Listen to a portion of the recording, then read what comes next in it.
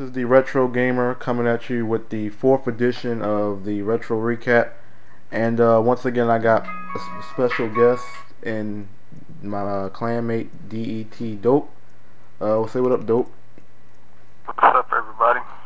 Yeah, so this week's edition of the Retro Recap is going to be a little different from most others, where we will be answering questions this time, but we will be focusing on, the open mic part of it, like we said last time. And we was talking a couple days ago, one of the subscribers had asked a question of where we were from last week, and we was talking about how we were from Baltimore and Detroit respectively. And as most people know, or maybe some of you don't know, that those two cities are actually the top 5 in crime rate. So it got us thinking, why is there so much crime in these two cities, and what leads to that crime, and what can we do to reduce the crime in those cities. So I know personally, from my perspective, I see people, I use The Wire as an example. I see people on the streets, and personally, but from the area I live in, you don't really see that type of violence. But when you watch shows like The Wire, you get to see a first-hand perspective of what the streets are really like, and it really is crime infested. Certain parts of the day, well, even certain parts of the day, you can't even step out your house, and at nighttime it's like even worse. So they try to enforce like cameras and stuff, but it still doesn't reduce the violence. So that's just how Baltimore is. That's reality. I don't know what we can do to stop it. But how is it over there, Dope? Explain how crime is over there. It's the same way, man. It's crazy. The city of Detroit. I mean, every day is either gang violence, it's shootings every day. It's just crazy. Right. It's not. It doesn't this... get played on the news. Right. Because they don't play everything on the news, because if they did, then the public would freak out, honestly. Right. And do you think that because of the lack of publicity that people aren't aware of it, or people are aware of it and just don't know what to do? People are aware of it. They just continue to stay in Detroit. Yeah, and that's the bad part about it, is that you can't even live in a safe environment now without having to worry about some sort of crime. And has that sort of violence temptation ever lead you towards trying to be in a gang or something like that? Because I know that might be the case. Well, wait, what was the question again? Maybe I can answer a little bit. Have you ever been tempted, to join a gang because of the history of violence there? Because I know a lot of people are tempted and do it because it's like it seemed cool to commit violence because they see it on TV or in movies. I mean, to me, no, but some people grow up and gang activity is natural. Right. Like, they leave the house at early ages and join gangs, and that be their new family, and then it just leads on from there. Right. And the thing about it is, a lot of people have been saying, especially talk to me, because given that we're gamers and we try to tie this show around gaming. Does video games such as like Call of Duty, Grand Theft Auto, do games like that have an impact on what people do with themselves as far as violence? Does it add more of a temptation to go out there and do something like that? What do you think? Yeah. How many people do you hear on Call of Duty in game chat or whatever say they going to the army or whatever? That is true, but I mean, everyday you hear violence all the time, and then you get these little kids that play Grand Theft Auto, and they're simple minded. They're 7, 8. They're simple minded, so they don't know. They just think when you die, you come back to life. Right. And you could just pull guns out your pocket and run away from the police, and they just think it's natural. Right. I mean, that I get your point. The thing about it is, when I look at myself personally, I've never been tempted to do any sort of violence like that. I play games for the enjoyment factor, just to have fun. Now, has video games attempted me to do something like that? Not really, only because I know what's right and wrong, and I know pulling a gun out on somebody and shooting them is not the right thing. But I will say this, that there have been incidents even here that video gaming was the reason why someone has committed murders against people because they see it on Call of Duty or Grand Theft Auto, and they say, well, I can rob a bank, shoot this person up, and think it's acceptable. So video games definitely have an impact, but it's those that have strong minds that will say this is not the right thing to do, and I won't do it. Right. But like he said, people will definitely be tempted to do it because it's you get rewarded for doing it on video games because you'll get achievements or you'll just get some sort of challenge points for doing it. So they think in real life, well, I'm gonna get rewarded for killing somebody just like in a video game. So how do we draw the line on what type of video games can we make? Because obviously video gaming can have a negative impact on what people do in real life. So what do you think people in general can do? Do you continue to make games that have this type of violence, or do you not make games like this anymore to prevent it? What do you think? I mean, you shouldn't stop making games because games are for different people. Certain games are for all people.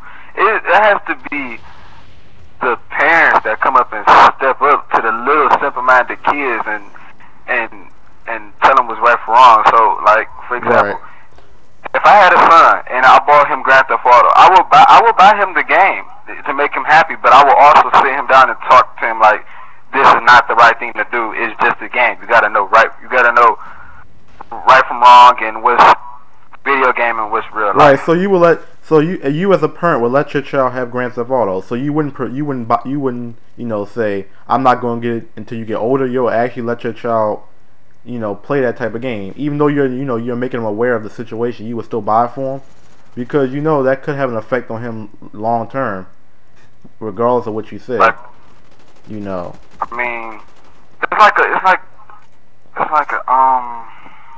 win loss or double edged sword situation. It's like I can't really say I would buy it, but like I say, I have to sit down and talk to him or her about it.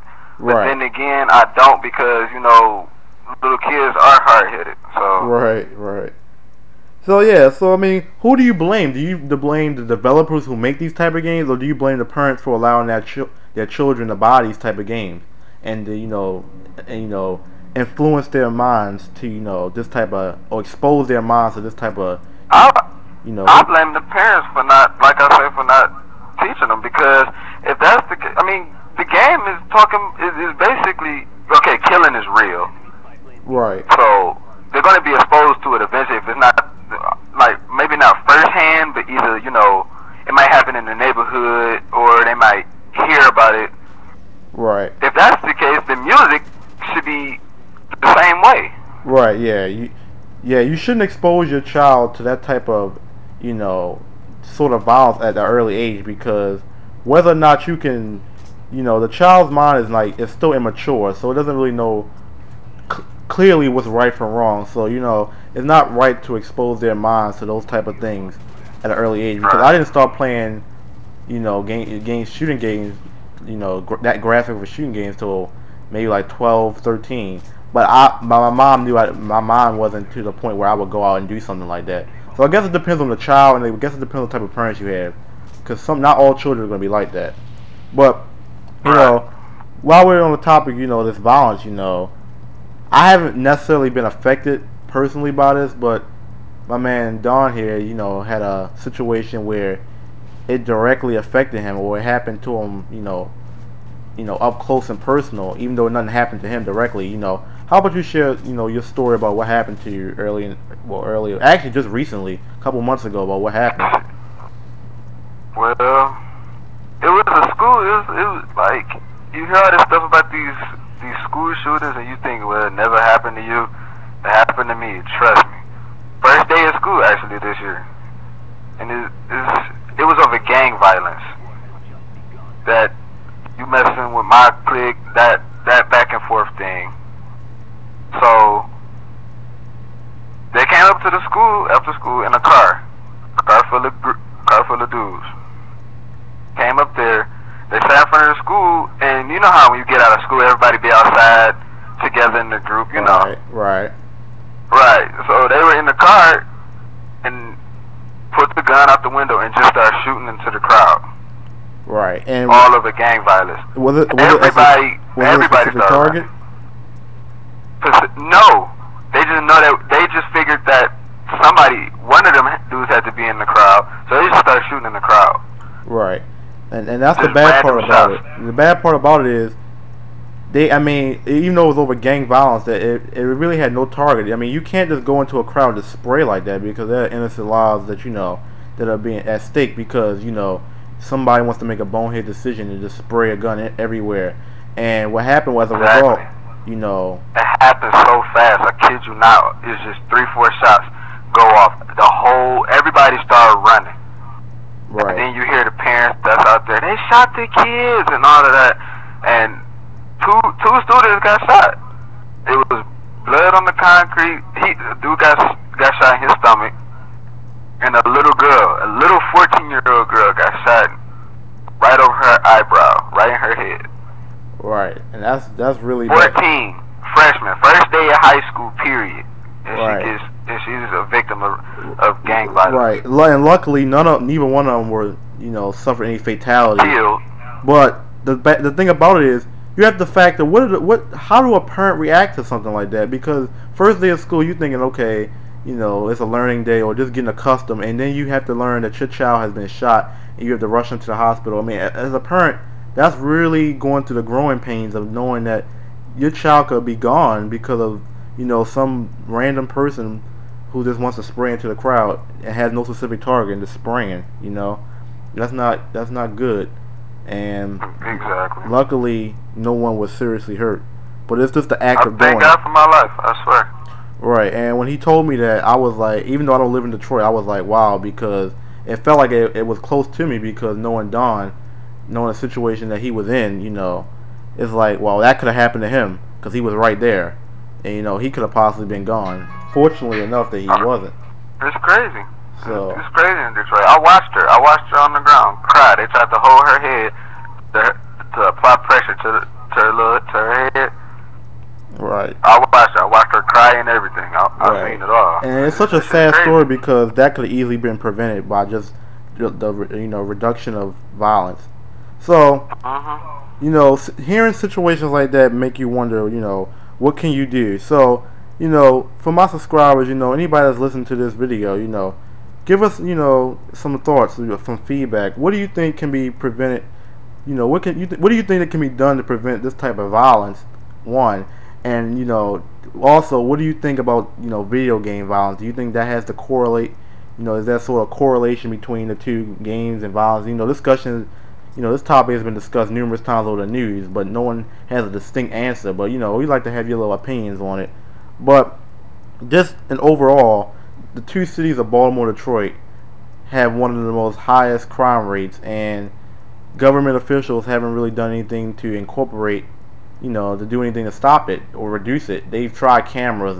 I know here they tried, light cameras to, watch the streets, at nighttime because that's when most of the violence happens. But it still hasn't really reduced anything because people have the mindset that violence is the right thing and they're going to do it.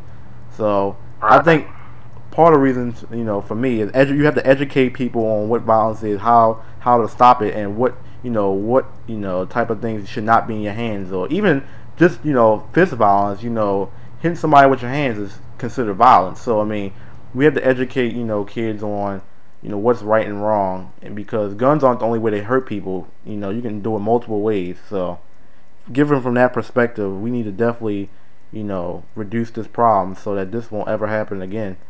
Situations like what happened to in Detroit with the situation he just mentioned, those situations are easily avoidable if we can just educate people more. And gangs aren't the best thing in the world. Gangs, there's no benefit to being in a gang, but somehow people believe that. So but any last words, Dope, on the whole situation?